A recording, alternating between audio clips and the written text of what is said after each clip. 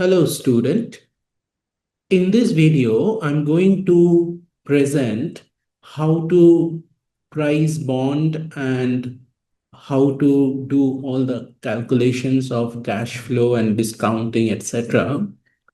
using Python, particularly in Collab, in Google Colab. It's basically Jupyter Notebook on Google, and advantage of using Google Colab is you don't have to worry about the installation of Python and the packages.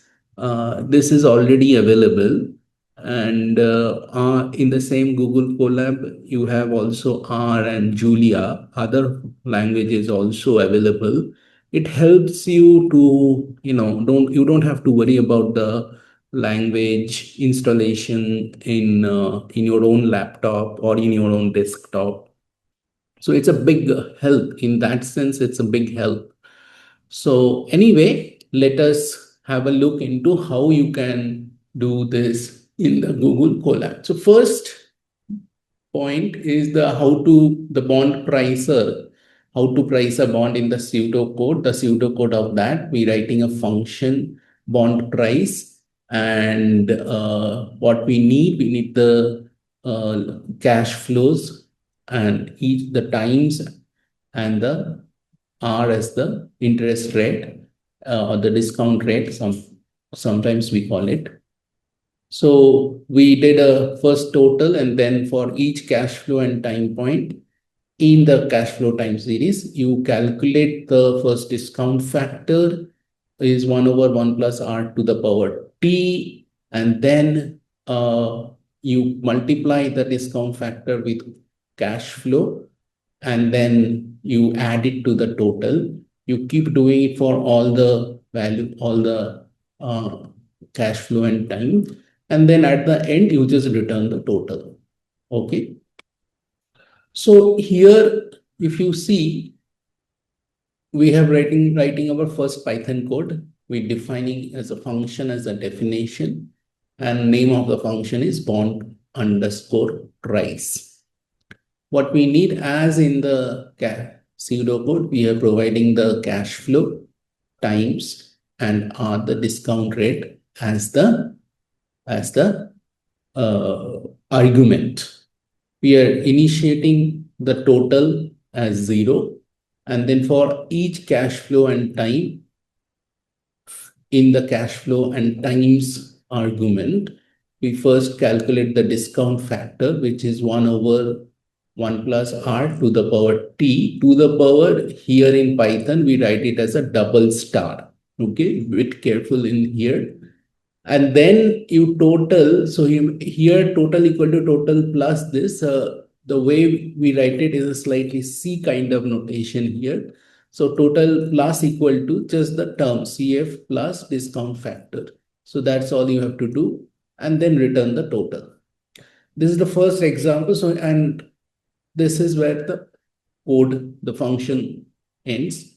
Now we will call this function the bond underscore price. This is the function. We will call it again and again. So the first thing is we need the cash flows. There are 3 time points. First time point, we receive 100 rupees. Second time point, we receive 100 rupees. And final 100 rupees and the 1000 rupees. So total 1100 rupees after 18 months, we are supposed going to get. Now each time point we are going to, so this is R is 0.05 we are going to have. Now, if we run that, then bond price, we are, whatever the return value, we are keeping it in the price, and then we are printing it in this way. Okay. So F is a sort of a F quote unquote will give you the bond price, and within second bracket and within the curly bracket, you can call this price here and print it. So let me run the code. It gives me value of price is 1100, value of the bond is 1136 rupees 16 paisa. Now, if I decrease the interest rate from 0.05 to say 0.02, what will happen, you think? Now the bond price increases to 1230.71 paisa. So as we decrease the R interest rate, the price of bond increases. If we increase it to 0.07, then what happens? It drops to 1000 rupees, 1,078 rupees. So if interest rate increases, bond price decreases. And if interest rate decreases, bond price increases.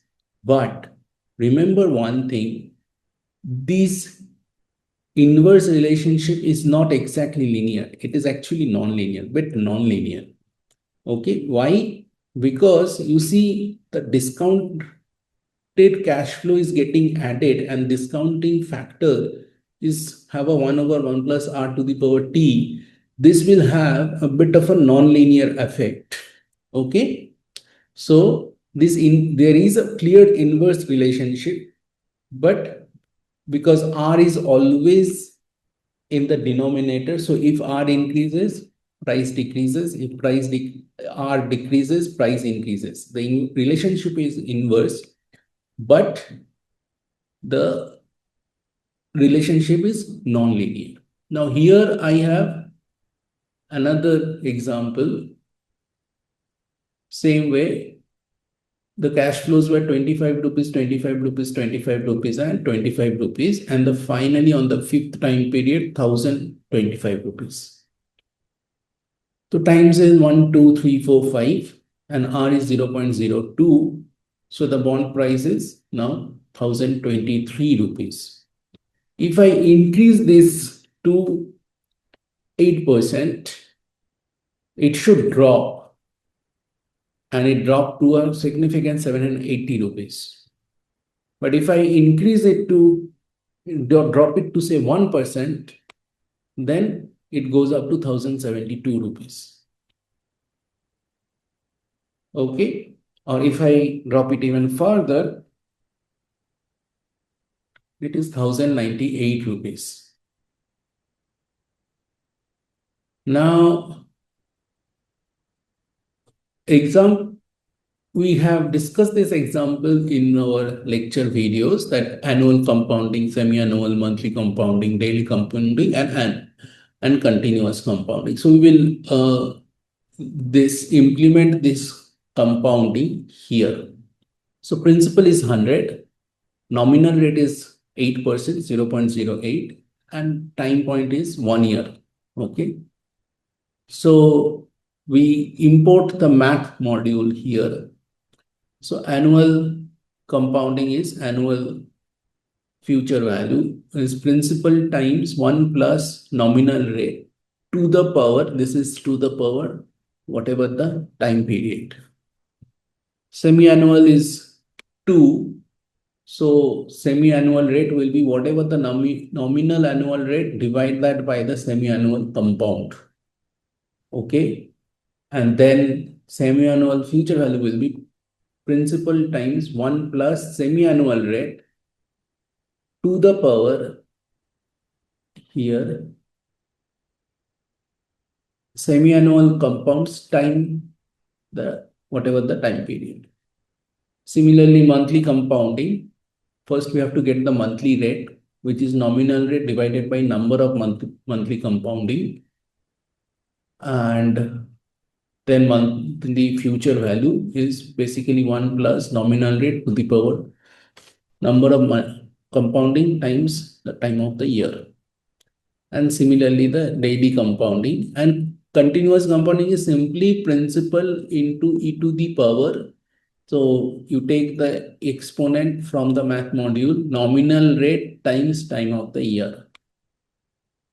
Here I am plotting these, I'm creating a table basically, and a dictionary kind of setup. This is a dictionary database structure. So here are the keys and the sort of values. there. And then, so these are the row key value system. And then from the pandas, here I have just take the dictionary, put it in the data frame and display the data frame. Okay, so if you just do that, just a minute. So it says principal is not defined. Oh, sorry, I have forgot to run this piece of code first. So I have to run this piece of code first and then this piece of code, second piece of code. So now you can see this is nicely come up. The one we have done in the class, we have it here. Next, we will be talking about algorithm computing e to the raise x via Taylor series. So we have talked about the pseudocode here, first total term and n.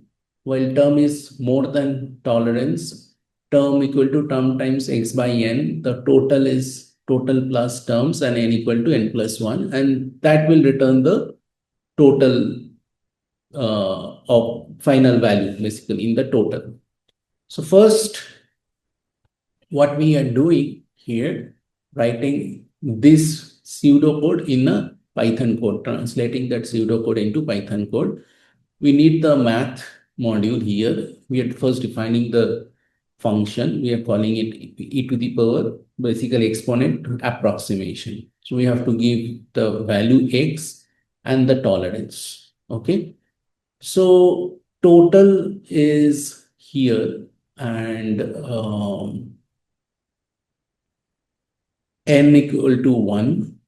Now, while term is greater than absolute value of term is greater than tolerance, we will keep calculating the term and add it into the total, and the n will keep increasing. We'll keeping a sort of we have to keep this n because we have to remember that we have to divide it by n, x divided by n. And then we have to finally return the total. Then what I'm doing is e to the power, I'm going to calculate e to the power 2 or in this. So we will do it using our function that we have written here in this function. Okay. And it should match exactly with the built-in e to the power function, exponent function exists in the Python in the math module. Okay. So let us run that. And you can see first one is this value is ours. And this value is by the Python. Now what is happening? We have says that tolerance is up to 7 decimals. So 1, 2, 3, 4, 5, 6, 7, 8. So up to 8 decimal, we are matching exactly. After that, our value and the built-in functions value is differing. Okay. So our value is quite good, quite approximately close. If we increase it to say up to 15, what will happen? If we increase it to up to 15, then we are matching up to actually exactly, because if you round it up, then we exactly match with the exponent values. Okay. Now we are going to do one more thing. We are going to test that how much runtime we have, our methodology, our algorithm is taking, and how much runtime the Python's thing is taking. So from the time module, we are importing the time. So time module, we keeping the start, then we are keeping the end, and finally, what is the approximate time is end approximate minus start. And similarly, we are doing it with the whole thing, and we are keeping the tolerance at a 9 up to 9 decimal place for both cases. Okay. So let us run this piece of code. So now you can see that our result is matching exactly with the math module of Python. Our is taking 84.752 microseconds and Python is taking 53.421 microseconds. So almost, uh, 40% faster, I think, or we are 40% slower. I'm almost 40% slower compared to Python. Now, why these things are important? Because if you doing later in the course, we will see we will be doing Monte Carlo simulations. When we will do the Monte Carlo simulations, we may have to simulate thousands of stock prices or thousands of prices of different bonds and values of the portfolio. And then we have to discount. In the discount, we have to uh, do this e to the power calculation. So thousands of e to the power calculation when we will be doing, it will slow down our process. Okay. And this was the one we kind of discussed in the thing that, that 0.1 plus 0.2 should return a false. Let us check whether it we have seen in Python, in R it happens. Let us see if it happens in the Python. So it did say false. So it is a problem both in Python and R. So that is why we should not always, particularly for the numerics, we should not check for exact equal to. Rather, we should check for whether it is greater than or equal to, or it is matching up to a tolerance. Okay. So this is where we will end this Python coding thing. Obviously, this is the first week, so we will have a little bit less content. But going forward, our content will keep increasing. I hope you will enjoy this hands-on session and we will keep doing it. Thank you very much. See you next week.